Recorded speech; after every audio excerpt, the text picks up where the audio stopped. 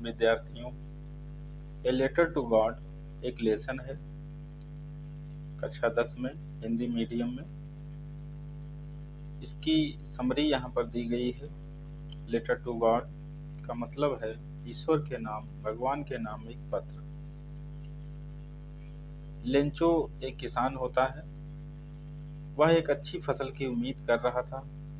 बहुत परिश्रमी होता है, अपने खेतों में बहुत मेहनत करता है और अच्छी फसल की उम्मीद करता है। उनके लेंचो के दुख के लिए एक ओलावृष्टि आई। थोड़े पानी की आवश्यकता थी फसल के लिए, लेकिन पानी भी बहुत बरसा, साथ में ओलावृष्टि हो गई।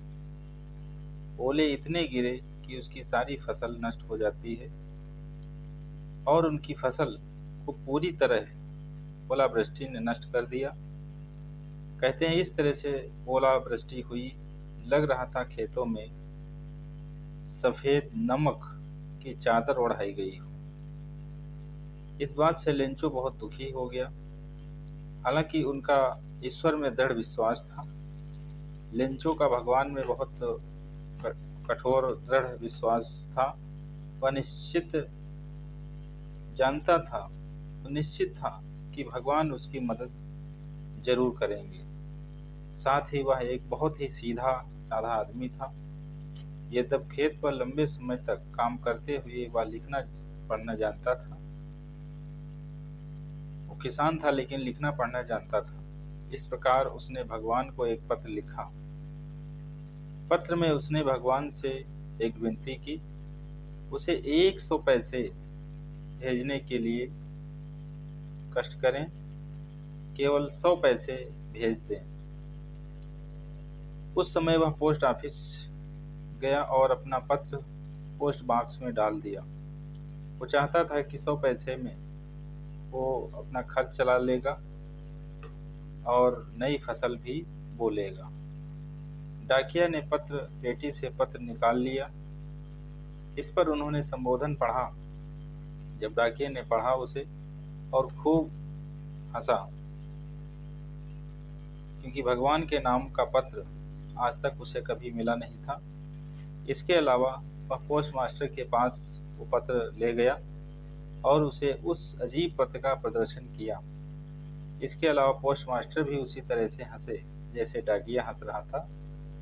जब उन्होंने भगवान का पता देखा, पत्र को पढ़ने पर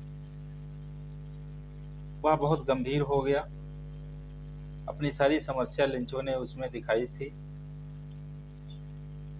पोस्ट मास्टर बहुत गंभीर हो गया पत्र पढ़ने के बाद और इस व्यक्ति की सराहना की जिसने इस पत्र को लिखा था, जिसने परमेश्वर पर निर्विवाद विश्वास किया और पैसे के मामले में उसकी मदद करने का फैसला किया। पत्र का जवाब देने के लिए सब तैयार हो गए। पोस्ट मास्टर भी तैयार हो गया, क्योंकि वो चाहते थे कि लेखक यानी लेंचो का भगवान के प्रति विश्वास न टूटे। उन्होंने डाकघर के कर्मचारियों को दान देने के लिए कहा। इसके अलावा उन्होंने अपने वेतन का एक हिस्सा भी दिया। हालांकि वे लेंचो द्वारा अनुरोध के अनुसार केवल 50 से अधिक पैसे एकत्र करने में सक्षम थे। वो लगभग 70 पैसे एकत्र कर लिए थे। पोस्टमास्टर ने पैसे एक लिफाफे में डाल दिए जिसे लेंचो को संबोधित किया गया था। पत्र लिख दिया गया और लेंचो के नाम पर उसे भेज दिया गया।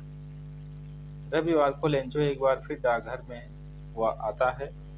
उसने पूछा कि क्या उसके लिए कोई पत्र है। पोस्टमास्टर ने पत्र निकाला और उसे लेंचो को सौंप दिया। पैसे देखकर जब पत्र खोला, पत्र में पैसे देखे, पैसे गिने, तो पैसे देखकर वो बड़ा हैरान नहीं हुआ, आश्चर्य उसे नहीं हुआ, लेकिन जब उसने पैसे गिने तो वह भगवान पर क्रोधित हो गया।